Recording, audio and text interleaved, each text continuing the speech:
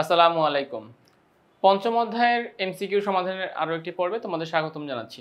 তো তাহলে চলো আমরা দেখি আমাদের এই পর্যায়ের এমসিকিউগুলো কী কী থাকছে। আমাদের এই পর্বের টাইটেল হচ্ছে সমযোজী বন্ধন, মুক্তজোড় বন্ধন জোড় ইলেকট্রন, অর্থাৎ সমযোজী বন্ধন রিলেটেড যা কিছু আছে সমস্ত কিছু আমরা এই পর্বে আলোচনা করব। তো দেখি কী কী এমসিকিউ থাকছে। দেখো, first question, van der Waals শক্তি দ্বারা আবদ্ধ থাকে নিচের কোন যৌগটি? ভ্যান ডার ওয়ালস, অর্থাৎ আমরা জানি সমযোজী বন্ধনের মধ্যে একটা দুর্বল বন্ধন কাজ করে যার নাম হচ্ছে ভ্যান ডার ওয়ালস আকর্ষণ বল।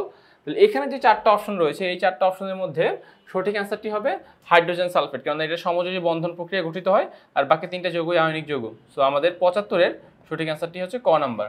আচ্ছা, 76 কি বলছে দেখো, নিচের কোন পদার্থটির মধ্যে দুর্বল ভ্যান ডার ওয়ালস বন্ধন বিদ্যমান? কোন পদার্থটির মধ্যে দুর্বল ভ্যান ডার ওয়ালস বন্ধন বিদ্যমান? সেটা সঠিক অ্যান্সার কি হবে? O3 বা ওজন। কারণ ওজন কিন্তু এই সমযোজী বন্ধন প্রক্রিয়ায় গঠিত হয় ইলেকট্রন শেয়ারের মাধ্যমে, এবং এই যেহেতু সমযোজী বন্ধন এটার মধ্যে পাওয়া যাচ্ছে তাহলে অবশ্যই এখানে দুর্বল ভ্যান ডার ওয়ালস বন্ধন বিদ্যমান থাকবে। আচ্ছা, নেক্সট কোশ্চেন, কোনটির মধ্যে ভ্যান ডার ওয়ালস আকর্ষণ বল সর্বনিম্ন? কোনটির মধ্যে ভ্যান ডার ওয়ালস আকর্ষণ বল সর্বনিম্ন? এখানে অক্সিজেন অ্যান্সার। এখন প্রশ্ন দেখতে পারে, স্যার অক্সিজেন কেন অ্যান্সার হলো? এটি কি পদার্থ বলো তো? S8। এটা একটা কঠিন পদার্থ, তাই না?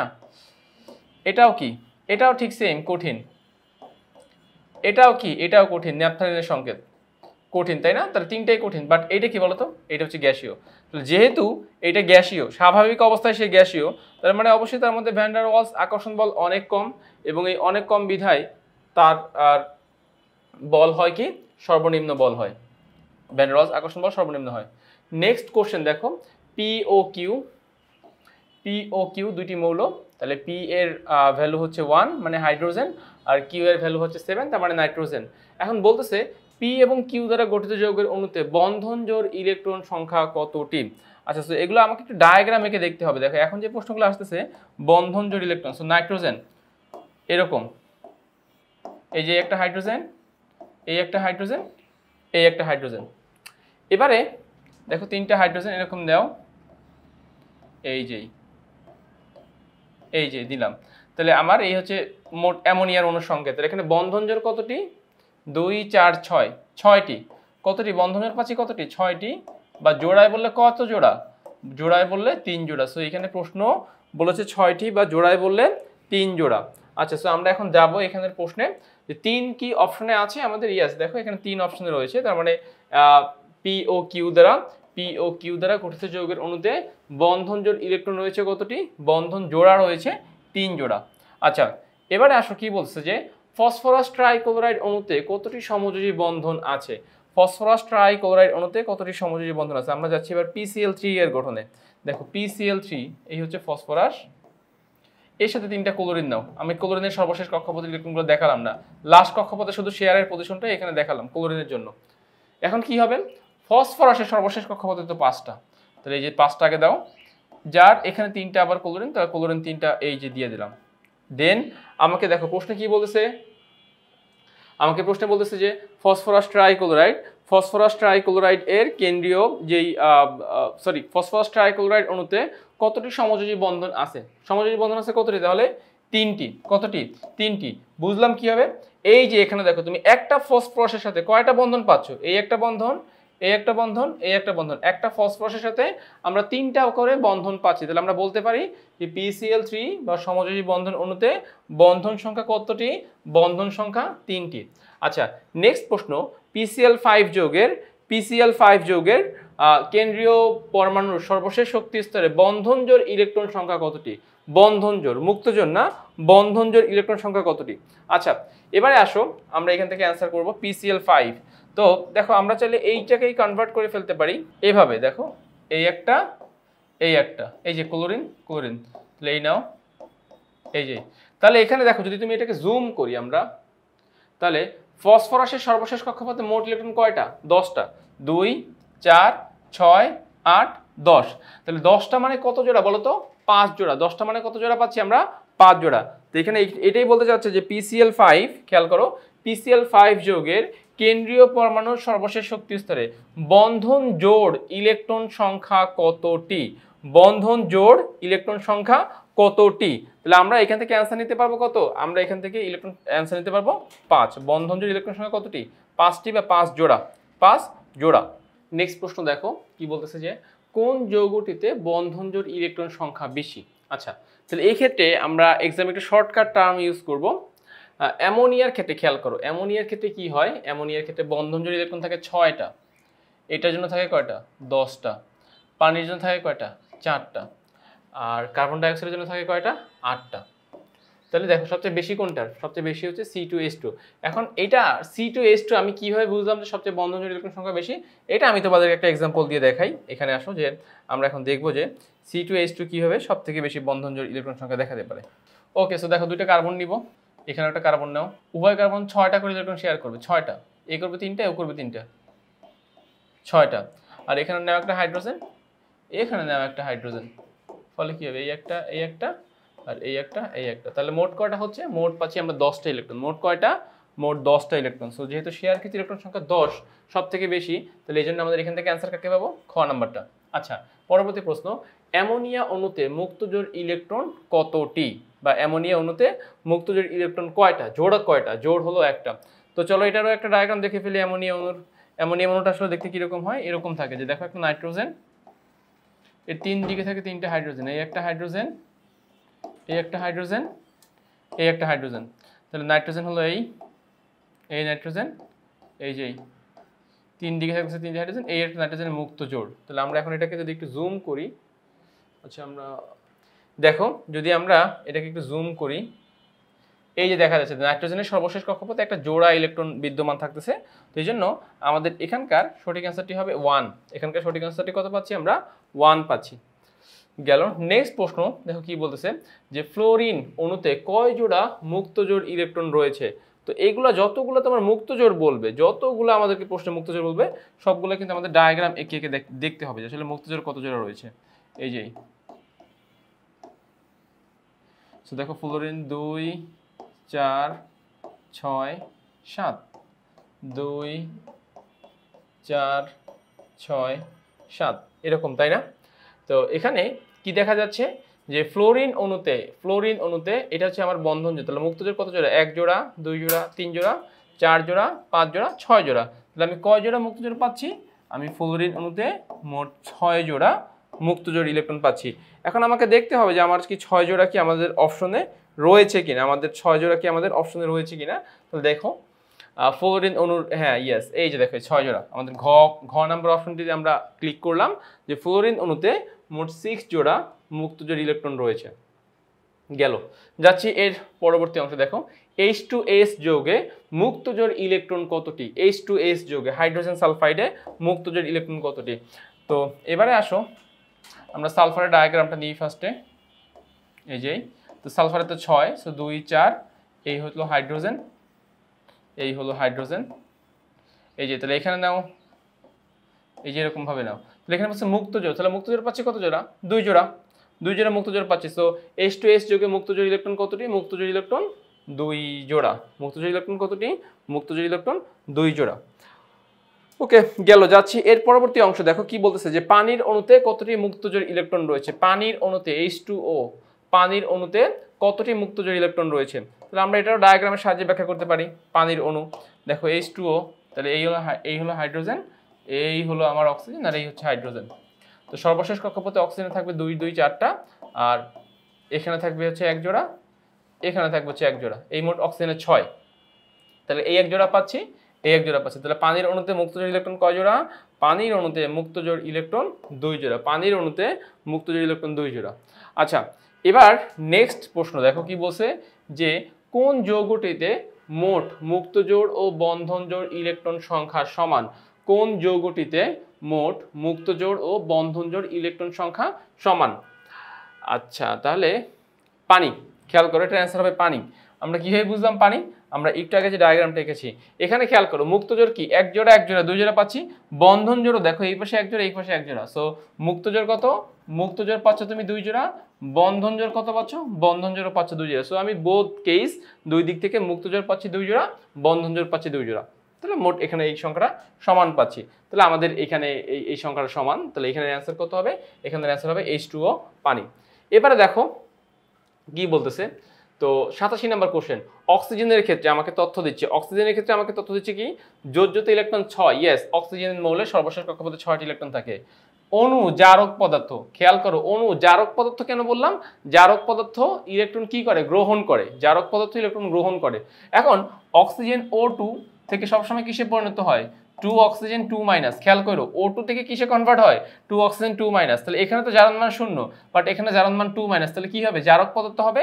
আর জারক পদার্থ ইলেকট্রন কি করে, সবসময় গ্রহণ করে। দেখো গ্রহণ না করলে কিন্তু আমি এই অবস্থা বানাতে পারবো না। আর 3 নাম্বার, অণুতে বন্ধন জোড় ইলেকট্রন 2টি, এটা আসলে আমাকে টেস্ট করতে হবে যে অক্সিজেন অণুতে বন্ধন জোড় ইলেকট্রন আসলেই কয়টি। তাহলে দেখো তুমি ফার্স্টে ডায়াগ্রাম আঁকো, এই যে এই একটা অক্সিজেন, এই একটা অক্সিজেন, সো অক্সিজেন 6 তাই না, এই যে 4, এই 6, আবার ওর জন্য দেখো 2 4 আর এই 2 6, তাহলে এখানে বন্ধনের শেয়ারকৃত ইলেকট্রন সংখ্যা মোট কয়টা, 4টা। বন্ধনের শেয়ারকৃত ইলেকট্রন সংখ্যা মোট 4টা, 4টা মানে কত জোড়া, 4টা মানে 2 জোড়া, সো বন্ধনের শেয়ারকৃত ইলেকট্রন সংখ্যা কত, 2 হবে।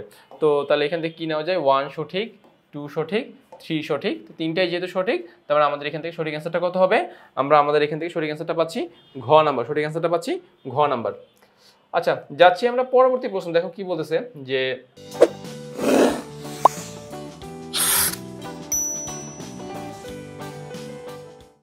এখানে কপার প্লাস সালফিউরিক অ্যাসিড, অবশ্যই গাঢ় সালফিউরিক অ্যাসিড নেওয়া হচ্ছে, এ লবণ কপার সালফেট হবে, বি গ্যাস, বি হবে সালফার ডাইঅক্সাইড গ্যাস, আর সি হলো পানি। এখন বলতেছে যে বি যৌগটিতে মানে সালফার ডাইঅক্সাইড যৌগটিতে মুক্তজোড় ইলেকট্রন সংখ্যা 3টি। এখন দেখি আমরা সালফার ডাইঅক্সাইডের ডায়াগ্রামটা এঁকে দেখি যে সালফার ডাইঅক্সাইডে মুক্তজোড় আসলে কয়টি হয়, SO, এই যে সালফার ডাইঅক্সাইড, তো সালফারের সর্বশেষ কক্ষপথে 6টা, সো 2 আর এই 2 4, এই 2 6, আর অক্সিজেনের 6টা, সো 2 4 6, আবার 2 4 2 6। তাহলে এখন বলো তো সালফারের মানে সালফার ডাইঅক্সাইড সমগ্র যৌগের মুক্তজোড় ইলেকট্রন আছে কত জোড়া, অক্সিজেন 2, এই অক্সিজেন 2 আর এই সালফার নিজে 1, তাহলে মোট কত 5। দেখি 5 কি কোনো অপশনে আছে, তাহলে আমার প্রথমটা সঠিক না। দেখো মুক্তজোড় ইলেকট্রন সংখ্যা 3টি বলছে বি যৌগটিতে মুক্তজোড় ইলেকট্রন সংখ্যা 3টি, সো আমার প্রথম অপশনটাই মিথ্যা, আমরা পাচ্ছি 5, প্রথম অপশনটাই পাচ্ছি 5, সো এটা মিথ্যা। বন্ধন জোড় ইলেকট্রন সংখ্যা 4টি, বন্ধন জোড়ে যাই দেখি তো, বন্ধন জোড় দেখো এখানে আছে 4টা মানে 2 জোড়া, এখানে আছে 4টা মানে 2 জোড়া, সো বন্ধন জোড় ইলেকট্রন 4, এটা সঠিক, এটা মিথ্যা না, সো এটা প্রথমটা ভুল, বন্ধন জোড় ইলেকট্রন 4টি, এটা সঠিক। 3 নাম্বার, দ্বিতীয় মৌলটি অধিক তড়িৎ ঋণাত্মক, তো সালফার ডাইঅক্সাইড, খেয়াল করো তাহলে সালফার ডাইঅক্সাইডের দ্বিতীয় মৌল কি, অক্সিজেন, অক্সিজেনের তড়িৎ ঋণাত্মকতার মান কত 3.5, আর সালফারের মান কত ক্লোজ টু 2.5, সো দেখো অক্সিজেনটা বেশি, সো এটাও সঠিক।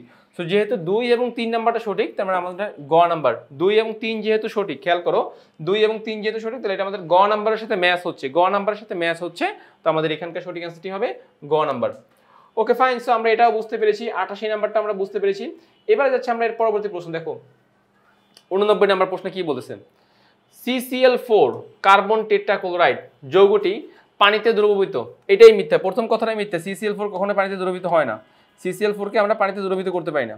আচ্ছা তাহলে প্রথম পয়েন্টটি মিথ্যা, পানিতে দ্রবীভূত হয় না, কেন দ্রবীভূত হয় না, কারণ এই পোলারিটি ধর্ম প্রদর্শন করে না, এই একটা অপোলার যৌগ।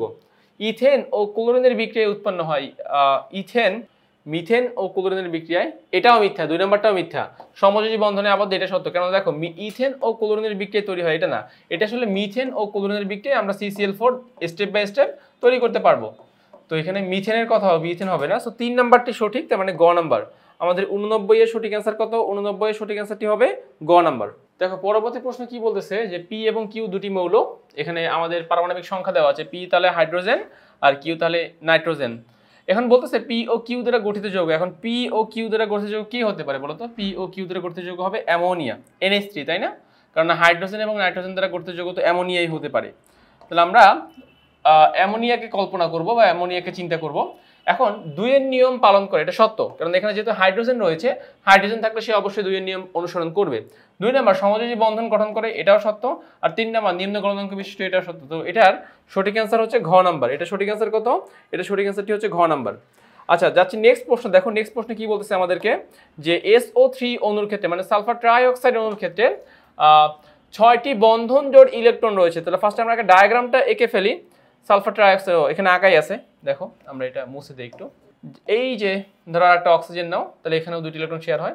তাহলে এখানে কি বলতেছে, তাহলে আমরা দেখো 2 জোড়া 4 জোড়া 6 জোড়া, তাহলে মোট 6 জোড়া পাচ্ছি কি বন্ধন জোড় ইলেকট্রন, 6 জোড়া পাচ্ছি কি বন্ধন জোড় ইলেকট্রন। সো প্রথম পয়েন্টটি সঠিক, এখানের কি বলতেছে যে 6টি বন্ধন জোড় ইলেকট্রন রয়েছে, এটা সঠিক।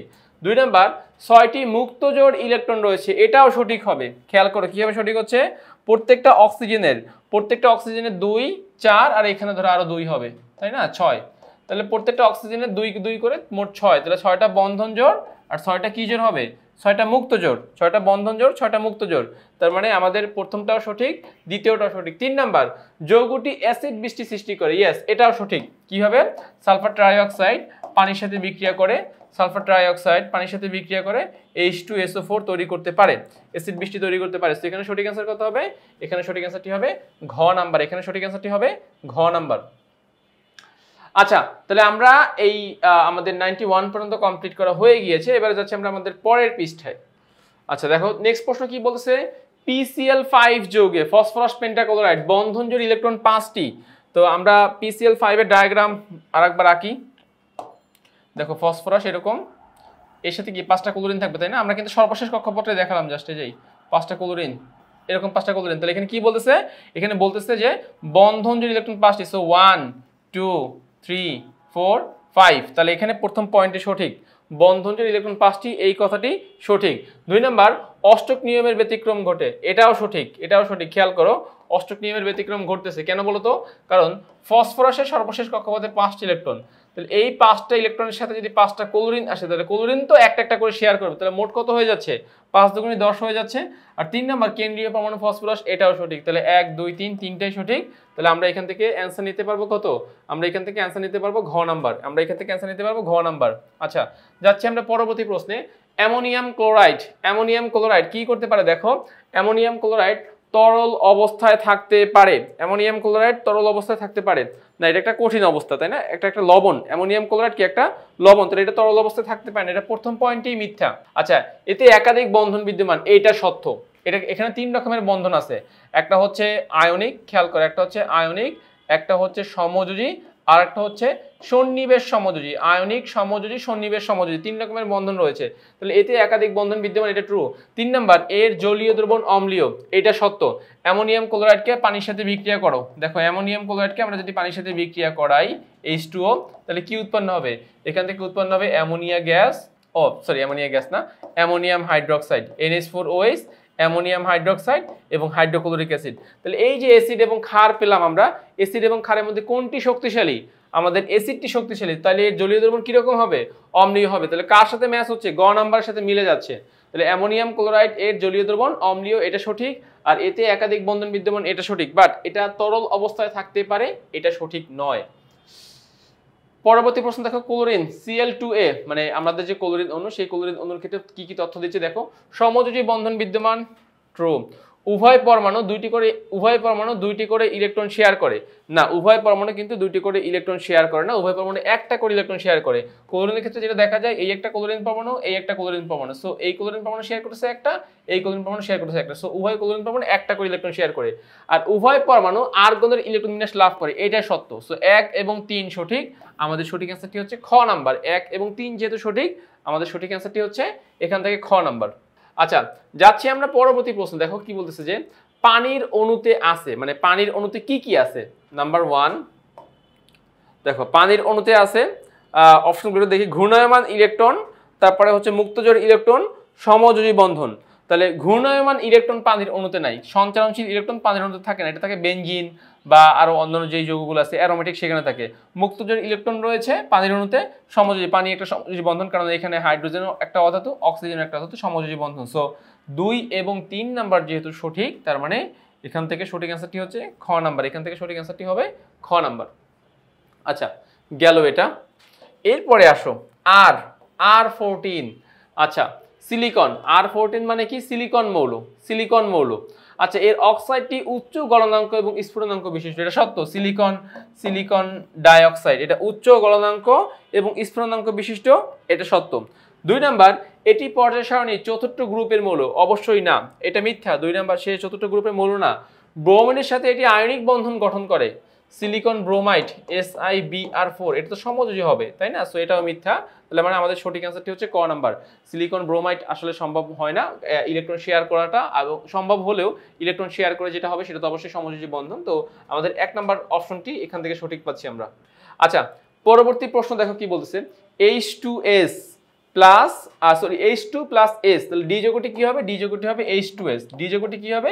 ডি যৌগটি হবে H2S। এখন বলতেছে যে ডি যৌগটি সমযোজী, ইয়েস।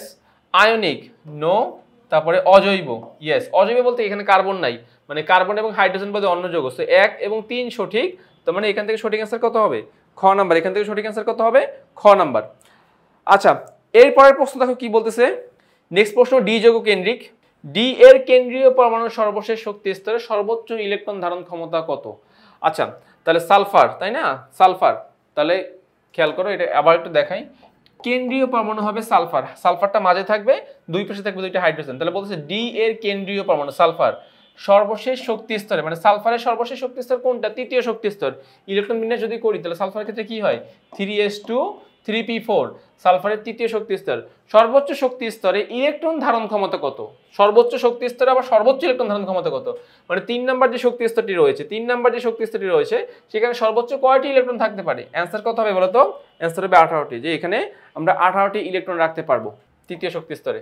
নেক্সট প্রশ্ন, ধাতু অধাতু সমন্বয় কোনটি গঠিত হয়? ধাতু না, অধাতু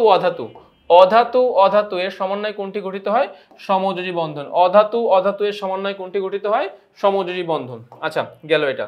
তারপরে যাচ্ছি এর পরবর্তী প্রশ্ন, দেখো কি বলতেছে যে তথ্যের আলোকে প্রশ্নের উত্তর দাও। এ ও বি মৌল দ্বারা গঠিত যৌগ। এ কে বলতো? এ হলো কার্বন আর বি হলো অক্সিজেন, তাহলে কি হবে যৌগটি? Carbon die oxide. তাহলে বলতেছে যে এ ও বি মৌল দ্বারা গঠিত যৌগ, মানে কার্বন ডাই অক্সাইডের কথাই বোঝানো হচ্ছে। সমযোজী, ইয়েস, কার্বন ডাই অক্সাইড সমযোজী। অম্লীয়, এটাও সত্য। উচ্চ গলনাঙ্ক বিশিষ্ট, এটা মিথ্যা, কারণ কার্বন ডাই অক্সাইড গ্যাসীয় পদার্থ। গ্যাসীয় পদার্থ তো সবসময় নিম্ন গলনাঙ্ক বিশিষ্ট হবে, উচ্চ গলনাঙ্ক বিশিষ্ট হবে না।